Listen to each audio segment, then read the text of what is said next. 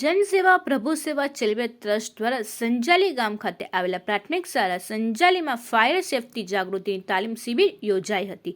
કાર્યક્રમ દરમિયાન શાળામાં અભ્યાસ કરતા વિદ્યાર્થીઓને આગ લાગવાની પરિસ્થિતિમાં કેવી રીતે શાંતિ જાળવી રાખવી, આગ પર પ્રાથમિક રીતે કાબૂ મેળવવાના ઉપાયો તેમજ ફાયર સેફટીના સાધનોનો યોગ્ય ઉપયોગ કેવી રીતે કરવો તેની વિગતવાર સમજ આપવામાં આવી હતી।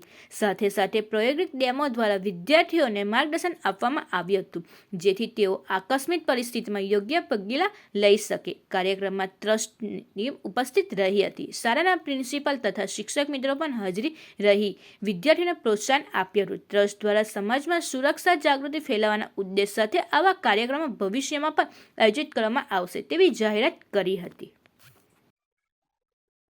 આજ રોજ પ્રાથમિક શાળા સંજાલી ખાતે જનસેવા પ્રભુ સેવા ચેરિટેબલ ટ્રસ્ટ દ્વારા આયોજિત ફાયર સેફટી અવેરનેસ ટ્રેનિંગનું ખૂબ સરસ રીતે આયોજન કરવામાં આવ્યું, જેમાં જનસેવા પ્રભુ સેવા ચેરિટેબલ ટ્રસ્ટ તરફથી આવનારી ટીમે પ્રાથમિક શાળાના બાળકોને ફાયર સેફટી અવેરનેસ સંદર્ભે ખૂબ સરસ સમજ આપવામાં આવી અને સાથે સાથે પ્રેક્ટિકલ બાળકોને ડેમો પણ બતાવીને ફાયર સેફટીનું કઈ રીતે જ્યારે આપત્તિ આવી પડે તે વખતે આપણે કઈ રીતે હેન્ડલ કરી શકીએ તે બાબતે ખૂબ સરસ અહીંયા આગળ નિદર્શન કરવામાં આવ્યું, જેના લીધે પ્રાથમિક શાળાના બાળકોને ફાયર સેફટી સંદર્ભે ખૂબ સરસ જાગૃતિ જોવા મળી, જે બદલ શાળા પરિવાર જનસેવા પ્રભુ સેવા ચેરિટેબલ ટ્રસ્ટનો ખૂબ ખૂબ હૃદયપૂર્વક આભાર વ્યક્ત કરે છે।